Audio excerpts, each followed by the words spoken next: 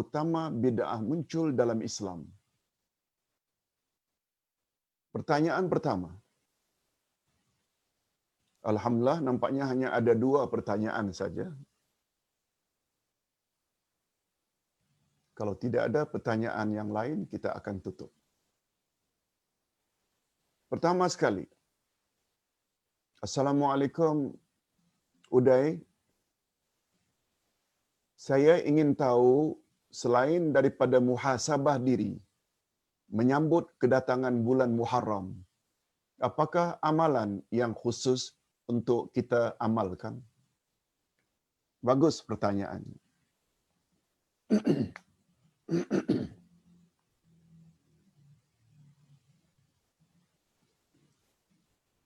Setahu Ustaz, tidak ada satu pun amalan yang datang dari Rasul dan para sahabat yang patut kita lakukan secara rutin setiap menyambut awal Muharram. Cuma yang datang dari Nabi, 10 Muharram adalah salah satu daripada 3/10 yang istimewa. 10 pertama, 10 terakhir bulan Ramadan. Keistimewaannya karena ada Lailatul Qadar. 10 yang kedua, 10 awal Zulhijjah. Karena di dalamnya ada satu hari yang namanya hari Arafah.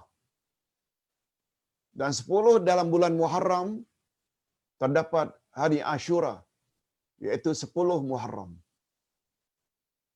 Yang itu ada dari Nabi SAW, siapa yang puasa 10 Muharram hari Ashura, maka Allah hapus dosanya setahun yang lalu. Tapi sempena menyambut atau sempena memasuki, meninggalkan tahun lama 1441, masuk 1442 Hijrah, amalan ini, puasa ke, salat ke, zikir tertentu ke, doa tertentu ke, tak ada. Dan bila tak ada, lalu kita buat, apa hukumnya? Jawab sendirilah. Sudah 1 jam 20 minit kita jelaskan. Itu urusan agama. Berdoa tak salah, tapi jangan katakan itu Rasulullah yang suruh. Yang paling mustahak bagi Ustaz, muhasabah diri. Malah muhasabah bukan sempena menyambut tahun baru. Bukan. Ustaz tidak bermaksud itu. Muhasabah disuruh setiap hari. Umar ibn Khattab muhasabah diri sebelum setiap tidur. Setiap sebelum tidur, muhasabah diri. Tanya, apa hari ini aku telah buat? Apa hari ini aku telah langgar ajaran Allah? Sebelum tidur. Itu sebabnya muncul dari kata-kata Umar, hasibu qabla an tuhasabu. Hisab dirimu sebelum kamu dihisab oleh Allah di akhirat nanti.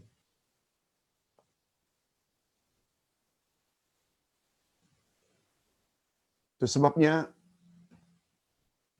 kata Imam Al-Ghazali, ini pandangan Imam Al-Ghazali. Kata Imam Al-Ghazali,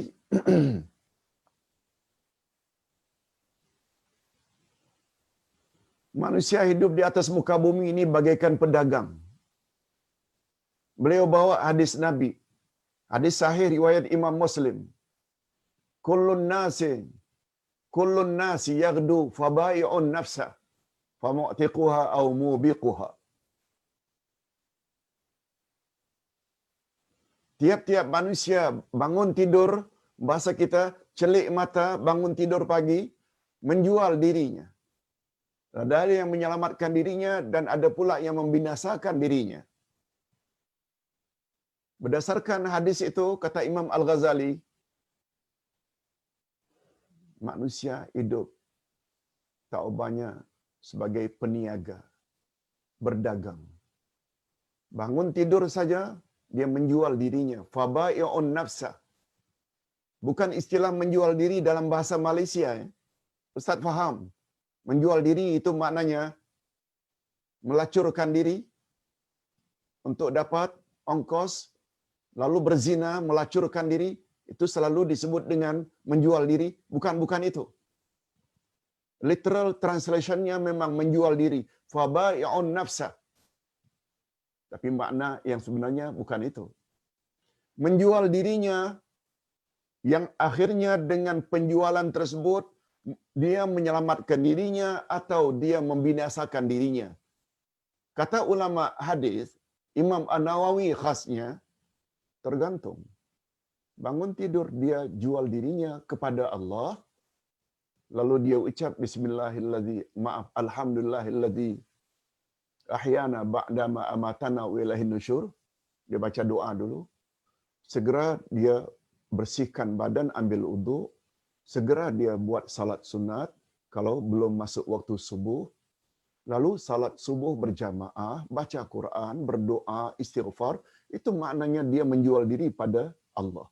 Bila jual diri pada Allah, bukankah itu bermakna dia telah menyelamatkan dirinya? Tetapi apabila bangun tidur, yang diingatnya dunia. Ambil kuali, hidupkan api dapur, goreng kari pap, buat nasi lemak, sampai berakhir subuh. Salat subuh pun tidak. Itu maknanya dia telah menjual dirinya pada syaitan, pada dunia. Akhirnya dia akan binasa. Itu maksudnya. Itu hadis Nabi. Hadis sahih riwayat Imam Muslim. Cuma kata Imam Al-Ghazali, pedagang tidak tahu secara pasti dagangannya akan membawa untung atau rugi atau balik modal. Kecuali dengan mengambil kira 3 perkara. Kecuali dengan mengambil kira 3 perkara. Apa dia 3 perkara yang perlu diambil kira oleh setiap peniaga? Modal, untung, dan rugi. Kata Imam Al-Ghazali,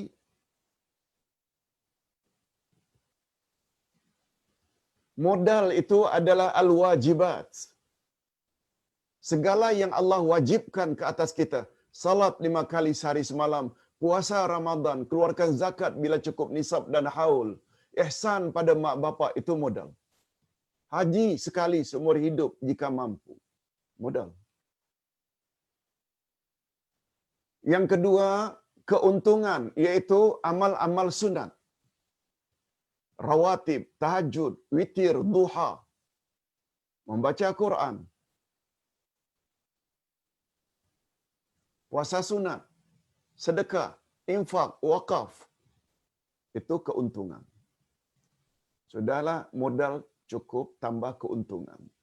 Nah, yang ketiga juga perlu diambil kira, yaitu kerugian. Nah, kerugian ini pula adalah al-ma'asi. Al-ma'asi maknanya maksiat, dosa-dosa yang kita buat. Hadirin dan hadirat, itu sebabnya adalah salah sikap seseorang dalam muhasabah diri. Dia hanya fokus dengan amal-amal sunat, lalu ditinggalkannya amal-amal wajib. Istilah Ustaz,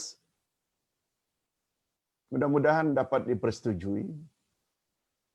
Betul tak lebih baik kita kembali ke pangkuan Allah dengan membawa modal yang cukup, walaupun tidak untung, daripada kita mendakwa bawa banyak keuntungan tapi termakan modal. Yang wajib kita abaikan. Fokus kita amal sunat sahaja. Salah. Ingat, amal wajib itu adalah modal. Biar balik menghadap Allah bawa modal yang cukup, walau tak untung, Apalagi sunat maknanya buat dapat pahala, tinggal tak berdosa. Dan Ustaz masih ingat lagi apa kata Imam Al-Ghazali dalam kitabnya Ihya Ulumuddin.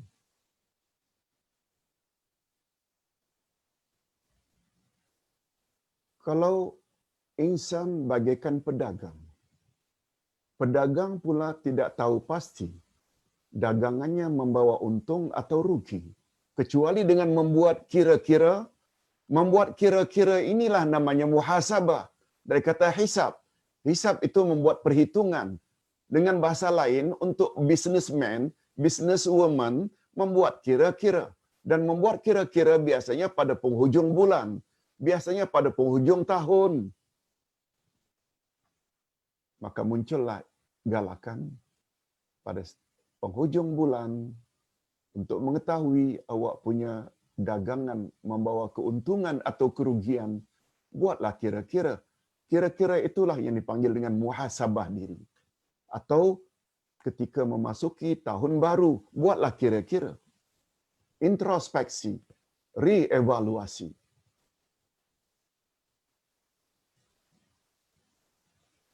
Sebab pedagang tidak tahu pasti dagangannya membawa untung atau tidak, kecuali mengambil 3 perkara tadi. Mengambil berat 3 perkara tadi. Nah, ringkasnya, untuk bab muhasabah ini, Ustaz ingin pesan dengan pesanan Allah dalam ayat 18 dari surat Al-Hasyr. Ayat 18 surat Al-Hasyr ini oleh ulama tafsir sampai dikatakan ayatul muhasabah. Ayat koreksi diri. Ayat reevaluasi. Ayatul muhasabah. Apa bunyinya? Ya ayyuhalladzina amanu taqullah wal tanzur nafsum ma qaddamat lighadin wattaqullah innallaha khabirum bima ta'malun. Orang-orang yang beriman, bertakwalah kamu kepada Allah dan hendaklah kamu muhasabah diri, melihat ke dalam dirimu sendiri. Muhasabah diri dan bertakwalah pada Allah. Coba tengok, orang beriman disuruh oleh Allah supaya buat 3 perkara. Uniknya ayat ini, pertama arahan Allah, bertakwalah pada Allah, ittaqullah. Baru yang kedua, muhasabah diri. Hendaklah setiap diri melihat ke dalam dirinya. Amal apakah yang dia bakal bawa pada hari esok, yaitu hari berhisab. Kemudian uniknya, yang ketiga ni sama dengan yang pertama, ittaqullah. Ittaqullah di depan, ittaqullah di belakang, tengah-tengah muhasabah diri. Ini kata ulama tafsir memberi isyarat. Muhasabah diri yang paling berkesan adalah dengan mempertingkat ketakwaan kepada Allah Azza wa Jalla. Ini sesuai dengan firman Allah dalam Al-Quranul Karim, fatazawwadu fa inna khairaz zadi taqwa. Buat perbekalanlah untuk kamu bawa di akhirat nanti, dan sebaik-baik perbekalan adalah takwa. Ini yang Ustaz ingin sampaikan. Mudah-mudahan berguna, bahawa sempena menyambut tahun baru tidak ada amal-amal special yang datang dari Nabi. Cuma pandangan Imam Al-Ghazali, Ustaz tertarik. Ada benarnya kalau kita mengadakan muhasabah diri ini sempena tahun baru, karena kita semua adalah pedagang. Yes. Yang kedua, Nur Aini Kasim, Ustaz mohon pencerahan. Bapa telah meninggal lama dan telah dibuat haji badal untuknya. Alhamdulillah. Adakah sesuai jika ada anak yang mampu ingin membuat lagi sekali haji badal untuk almarhum? Hadirin dan hadirat serta para pendengar yang saya hormati. Badal haji memang ada dalilnya dari Nabi. Sebab pada satu hari Nabi pernah mendengar seorang sahabat ketika memulai untuk niat haji, labbaik Allahumma labbaik, labbaik li syubromah. kami datang memenuhi panggilan-Mu, ya Allah. Aku haji untuk Syubrumah. Kata Nabi, siapa Syubrumah itu, wahai sahabat? Oh, dia si fulan, aku haji untuk dia. Inilah dalil adanya badal haji. Badal maknanya ganti, haji gantian. Nah, sekarang yang ditanya oleh Nur Aini, Kasim, walaupun badal haji untuk ayah sudah dibuat, bolehkah anak yang mampu buat badal haji sekali lagi? Bagi pandangan Ustaz tidak ada salahnya. Sebagaimana bagi pandangan Ustaz, 5 tahun yang lalu kita pernah buat korban untuk arwah ayah atau arwah ibu. Kita pula ada kemampuan. Kita buat lagi 5 tahun kemudian. Tidak ada salahnya. Mudah-mudahan semakin banyak kita korban untuk orang yang sudah meninggal dunia, semakin banyak ganjaran yang beliau atau mereka boleh perolehi. Mungkin timbul pertanyaan, Ustaz, kalau haji badal tadi ada, dari mana pula dalilnya tentang adanya korban untuk orang yang sudah mati? Di dalam kitab Bidayatul Mujtahid oleh Imam Ibn Rushdi disebut, Nabi pernah menyembelih binatang dengan menyebut, Ya Allah, ini adalah korban bagi umatku. Kata ulama fiqh, Nabi menyembelih itu untuk umatnya, sedangkan umat ketika itu ada yang sudah meninggal dunia dan ada pula yang masih hidup. Dari situ ulama fiqh mengatakan, ini cenderung, ini menurut pendapat yang mengatakan boleh ya, yang mengatakan tak boleh juga ada. Tapi Ustaz cenderung kepada pendapat yang mengatakan boleh dengan alasan karena Nabi menyebut untuk umatku, padahal ketika itu umat Nabi Muhammad ada yang telah meninggal dunia. Wallahu a'lam. Yang ketiga, Roni Hodri. Assalamualaikum Ustaz. Adakah benar dakwaan syaitan lebih sukakan pengamal bid'ah dalam agama dari pelaku maksiat? Mohon pencerahan Ustaz. Jazakallahu khair. Masya Allah, Roni Hodri. Bagus pertanyaan. Pembuat bid'ah lebih disukai oleh syaitan daripada pelaku maksiat.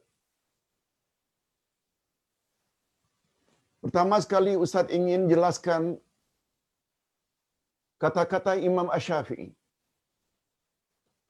Apa kata Asy-Syafi'i? Ketika menyebut bahayanya bid'ah. Apa kata Imam Asy-Syafi'i? Imam kita. Orang alim besar, orang saleh.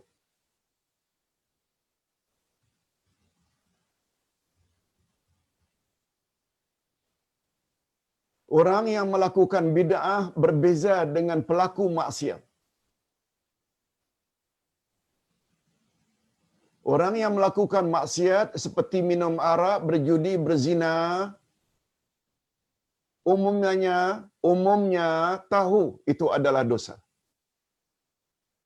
Orang yang melakukan zina, berjudi, minum arak, biasanya mereka tahu itu adalah dosa, cuma karena nafsu yang tak terkawal mereka buat. Tapi mereka tahu, mereka sadar itu adalah dosa.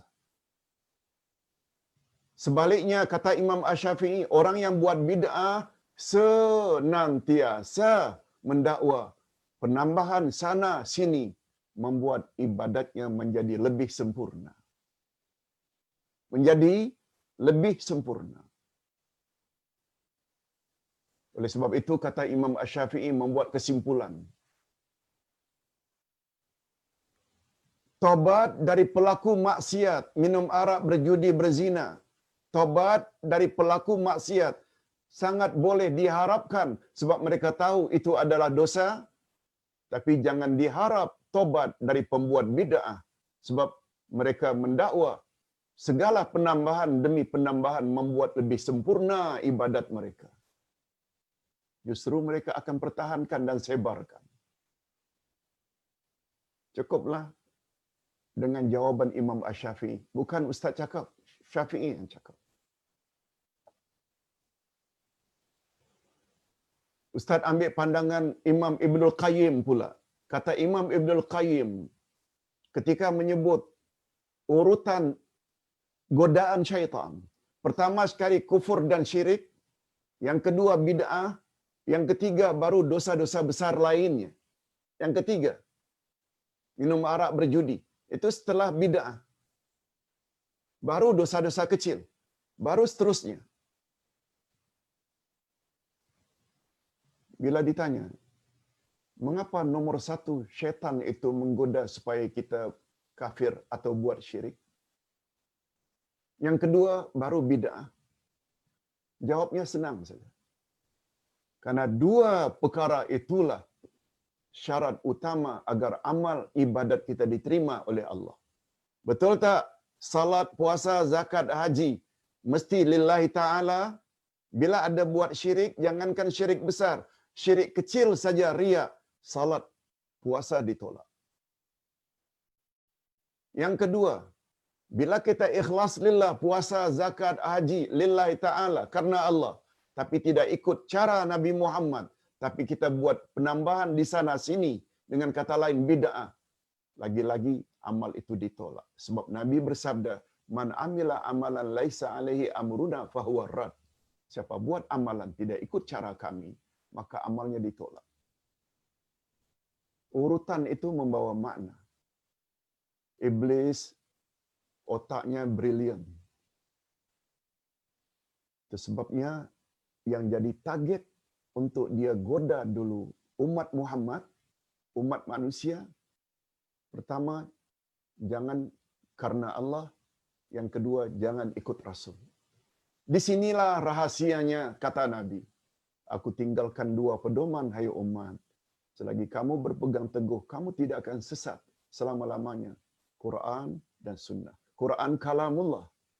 Sunnah kalamur Rasul. Pencerahan-pencerahan macam ini kadang-kadang kurang mau didengar oleh orang yang fanatik dan ta'assub. Kita tidak bermaksud tidak memperlekeh dan menyalah-nyalahkan orang, tapi prinsip ini perlu tahu. Nah, yang terakhir untuk pagi ini, yang keempat, Amin Abdul Ghani. Assalamualaikum Pak Ustaz. Dalam salat, kalau kita baca dalam hati doa-doa semasa menunggu imam habis baca surah, atau semasa sujud, sebelum kita bangkit untuk rakaat seterusnya, atau sebelum bagi salam, lalu doa dalam hati. Bagi Ustaz, boleh. Tapi jangan menyangkut rukun-rukun qauli. Salat kan ada rukun qalbi, iaitu niat. Rukun qauli, iaitu ucap. Allahu Akbar, Al-Fatihah, kena ucap. Tahiyat, salam, semuanya itu rukun qauli. Qauli maknanya ucap. Rukun qalbi, niat. Rukun fi'li, qiyam, ruku', i'tidal, fi'il, perbuatan. Tapi bila dalam hati, tapi dia bukan rukun qauli, oleh sebab itu, baca Al-Fatihah dalam hati tak sah. Baca takbir dalam hati tak sah.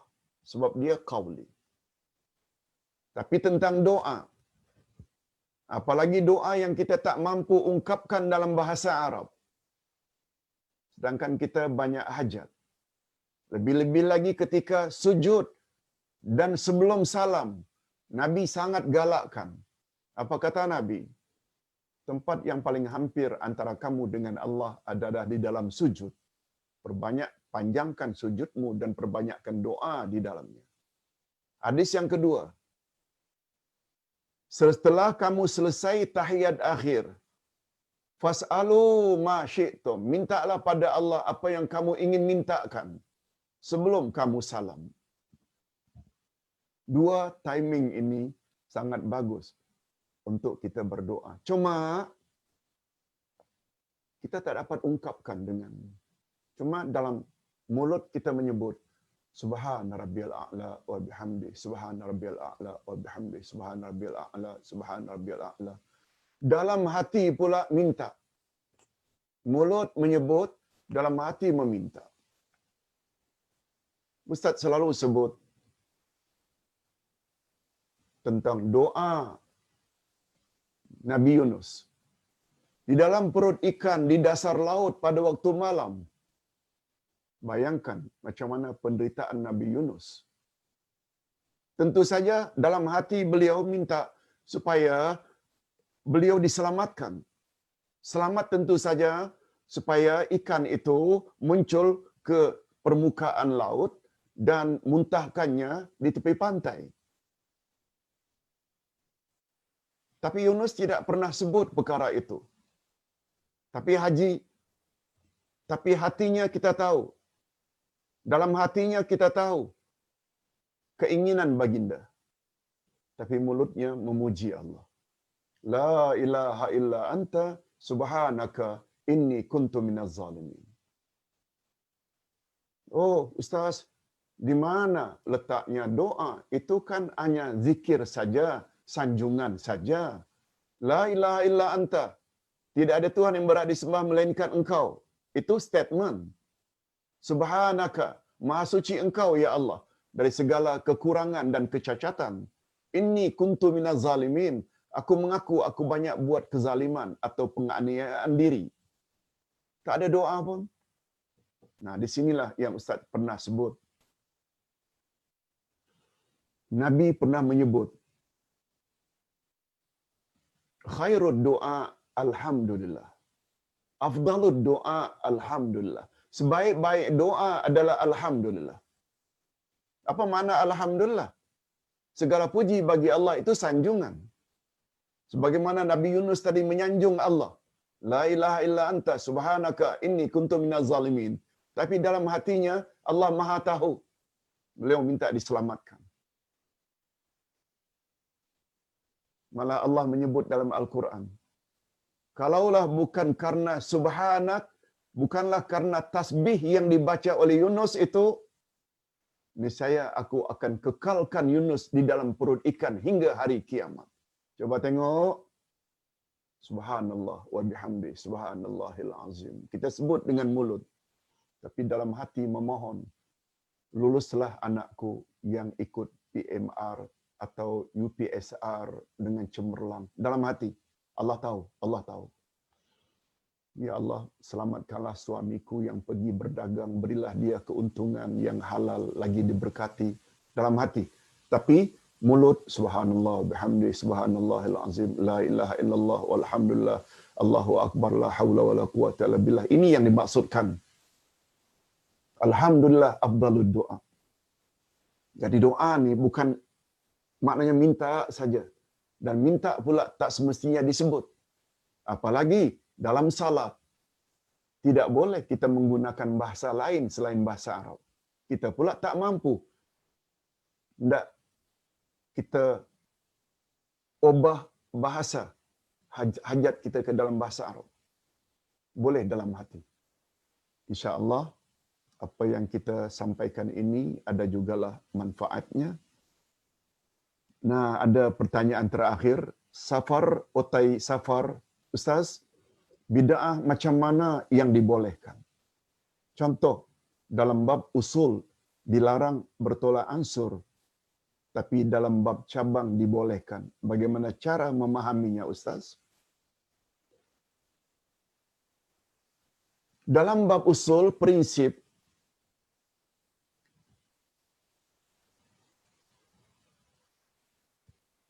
tidak ada unsur tolak ansur. Tuhan itu Maha Esa, Nabi Muhammad itu Rasul terakhir. Al-Quran kalamullah. Itu prinsip. Wukuf di Arafah. Tak boleh tempat lain.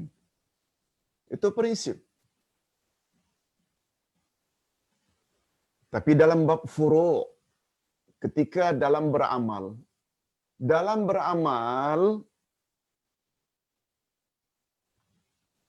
para ulama memahami hadis Nabi atau ayat Quran sedikit berbeza cara mereka memahaminya. Ustaz buat contoh. Allah berfirman dalam Al-Quran, "Aula mastumun nisa." Di antara yang boleh membatalkan wudu adalah menyentuh wanita. Menurut Imam Asy-Syafi'i, sentuh saja batal. So Allah sebut begitu. Ulama yang lain pula kata tidak batal. Dari sudut bahasa, Allah tidak sebut lamastumun nisa. Tapi Allah menggunakan lamastumun nisa. Bila ada tambahan alif pada huruf pertama kata kerja, dia membawa makna lil musyarakah. Ustaz buat contoh. Daraba memukul. Satu pihak. Daraba memukul. Ustaz pukul handphone. Daraba. Kalau daraba Ahmad wa Zaid, Ahmad dan Zaid daraba, saling pukul memukul, dua pihak aktif. Sara'a, menyerang.